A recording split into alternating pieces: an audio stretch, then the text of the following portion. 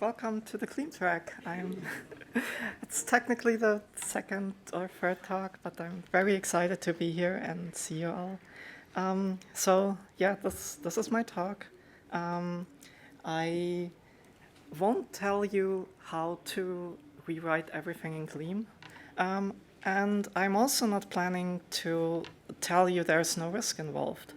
But I feel like it's not as bad as it might first seem, and that all the Gleam or all the Beam languages can be used together in a productive way. And hopefully this all gets you a little bit more excited for the following Gleam talks that we have. So I'm Yoshi. I originally did AI before it was cool, and it was mostly maths. And I've also been doing frontend for like a really long time. So at the start of the year, I joined Haiti in making this little frontend framework called Lustre. And around the same time, I started freelancing as a software engineer and consultant. And while doing that, many of my clients asked me to get started with Gleam, and many of them also got started with the Beam in the first place. And they asked me a bunch of questions, and I tried to categorize them here. So on the cultural side, it's like, does Gleam even work for us? And if we do it, how will we hire for it? And well, can Gleam already solve our problems? It's quite new still. And somewhat related, what do we do if something isn't available yet? And yeah, so we already have this big code base. How do we integrate both systems?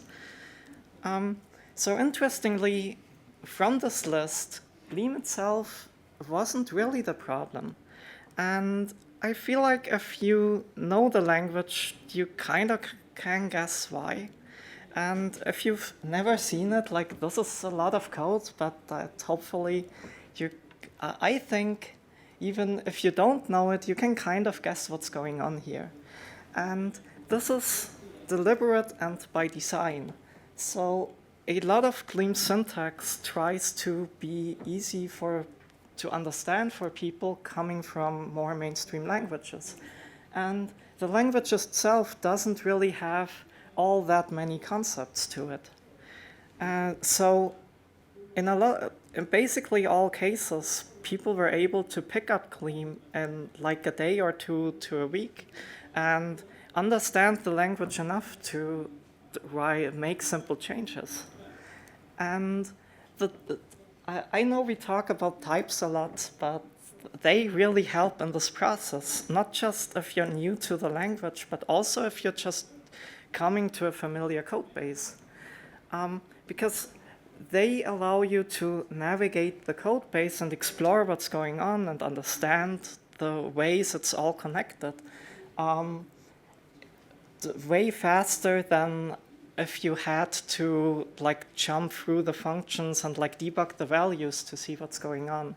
So for example, here I missed this file constructor around the body. And in like a dynamically typed language, you might think, well, that's kind of fine. We're passing a string as the body. Obviously, we want to send the string to the user. But in this specific case, that string was a file path. And the way many Gleam APIs work is that they require us to be explicit about those things. So this really allows you to make changes to an existing code base and be confident about it. But adopting a new tech stack and a new language is still really scary, right? But this is kind of the thesis of this talk, is that there are ways we can do it where we're doing it slowly and incrementally, and at every step we like step back and look what we've done and see if we like it or not. So we might start out not even using Gleam itself, but just a library that happens to be written in Gleam. And maybe we extend that a little bit and write our own libraries. And maybe eventually we decide, well, we like it enough to write application code in that.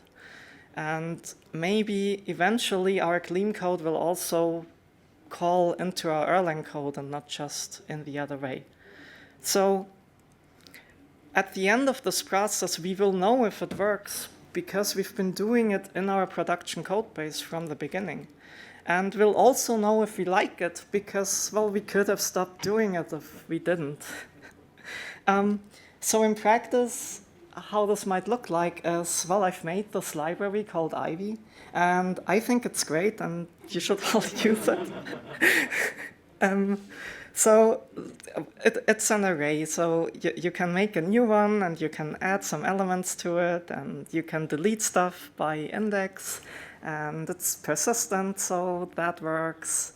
And you can just do array-like things with it and expect it to be good for that. But yeah, like how do we do that in Elixir? Well, obviously we need to add Ivy as a dependency, and we had to do that in Gleam as well. But then if we look at this version, it kind of just looks the same, ignoring some minor syntactical differences. And that actually just happens to work. And what's really exciting is that, like, literally since last week, this also works in Erlang. Like, of course, we don't have a pipe operator anymore, and yeah, it's a little bit different, but it still works. And that's really all there is to it. So the reason why that was so easy is that Gleam compiles to Erlang and JavaScript source code. And we need to remember that for a moment, but it means that when Gleam publishes a package, it also includes its Erlang source code. So all the other tools know how to compile Erlang, so you don't even have Gleam installed to get started with this. So we can make this a little bit better by when we try to writing application code. So we might, I'm sorry. We might, this is not released yet because unfortunately it got delayed a little bit. But like this person from the Discord called Papipo just went ahead one day and patched the compiler and then went to Mix and like implemented full Gleam support into Mix. So I think this is so cool that this just works. I know of one place that uses this PR in real life and it works great for them. But yeah, soon, hopefully, we can just use path dependencies as well. And coming back to this point that we compile to source code, it means that if you are at this stage and you decide, well, actually, maybe this wasn't the best idea, you can kind of remove the Gleam and use its compiled code. While it's not optimized for that, it is actually quite maintainable, I think. So we now know how this direction works, but I think we also need to understand how the other one works. So, for example, we could use this decimal library from Elixir, but unfortunately, now we need to tell Gleam about the types that it uses. This package exposes this decimal struct, and then we can write a function signature for one of the functions it exposes. But instead of implementing that function directly, we can use this external attribute to tell Gleam, this function really is this other function from this other Elixir module in this case. And yeah, we gotta do that a bunch of times. And then when we're done, we can use a Elixir library from Gleam. So if you're interested how the mechanics of all of these work, there is this great externals guide on the website. But I want to leave you instead with like 2 tips how to like maybe make this less or easier for you. So the first one is to not write bindings at all. Like I know I've just been doing this, but often those APIs don't really translate all that well. So I think it's always best to start with a Gleam API first. And if that Gleam API happens to use an Elixir or Erlang package, and then happens to write FFI to get there, then that's totally fine. So a common pattern you will see is that people add these additional Erlang source files into their Gleam packages. And you can use Elixir as well, but then will kind of look like this, where you write a little bit of extra Erlang and you use that to call into FFI from Gleam. And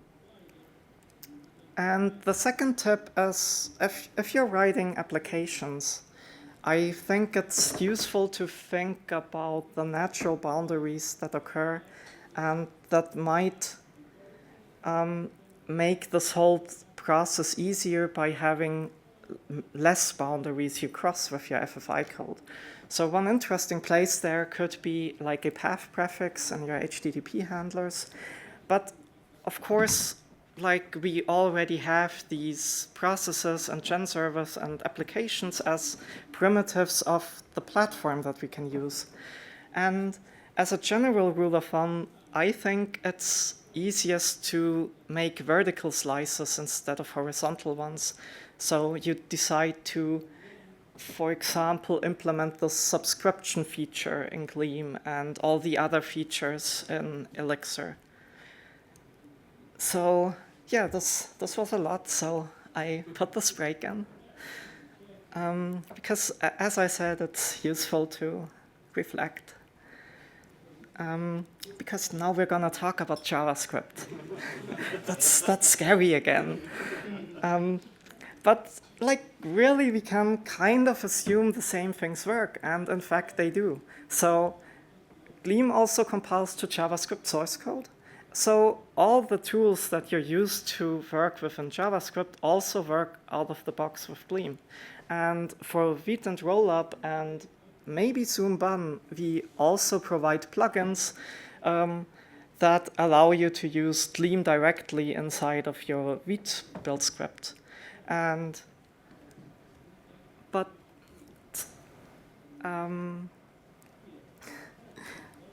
But coming back to this idea of doing natural boundaries, when we're doing JavaScript, we're doing it to make interactive experiences.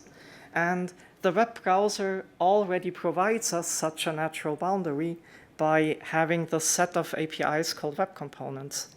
So these look a little bit like this. So it's basically you can define your own HTML tags with them. And you can pass data down using attributes and properties. And you can communicate within your tree with this context API and by using child elements. And the whole thing can communicate upwards using events. And in Lustre, we've spent a lot of times in recent releases to make this really good. So of course we support all the obvious things, but we also support form-associated elements now. So you can build a little select dropdown, for example, and build that in Lustre and put it in your live view form. We also support CSS states, which allow you to style your custom elements from the outside. And we implement this context proposal, which allows you to communicate across the tree with your elements. And in practice, all you gotta do is, if this is your Lustre app and you start it down there with start, you really just need to swap it out for a call to register. and give it a name for your element. And optionally, you can change your application call to a component call to use all of these new component features. So the last step we need to do is figure out, well, how do we use these interactive components now? And well, in Phoenix, we can add them to our build pipeline and just call the Gleam compiler. And then we got a bunch of JavaScript that we can just include in our usual JavaScript. And this then calls our register function. And then we're basically good to go. We can use our element. So we've seen that Gleam can be easy to learn, and using like this weird typed functional language can also be an advantage. I would say that Gleam is production ready, so because a lot of its libraries have hit version 1 in the last year, and its standard set of tools like Wisp and POG and these libraries were all stable for a while. And we've explored ways where we can get started without committing too much to this change. And yeah, so I hope that, thank you.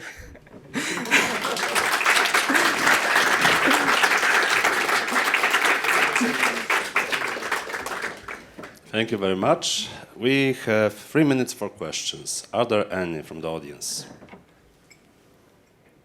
Okay.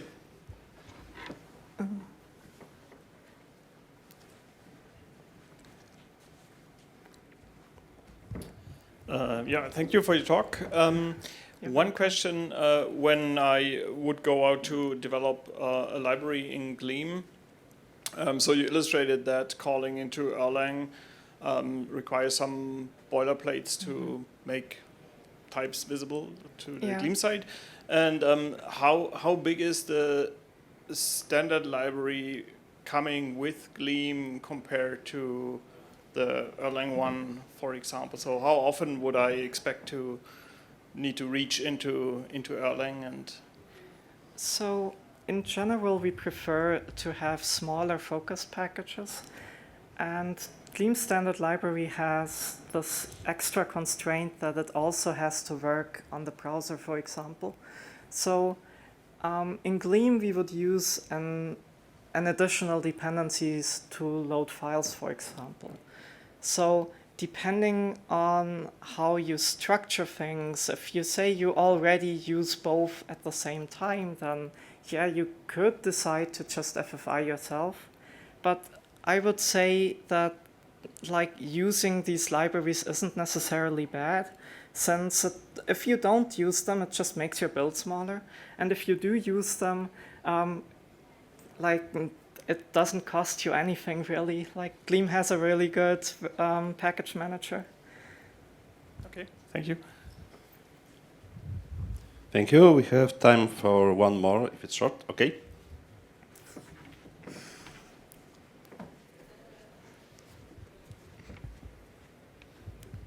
Really good talk, thank you very much.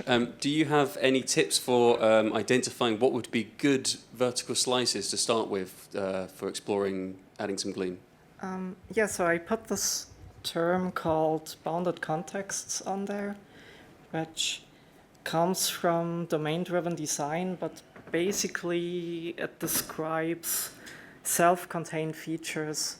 And usually when you're doing domain-driven designs on the boundary of your bounded context, you already assume you're interacting with the foreign world. So I'd say if you decide to develop one entire feature in another language, you avoid this problem of having to, like cross this FFI boundary all the time. So that's great, thank you very much. Thank you. That would be all. Thank you once more. Thank you.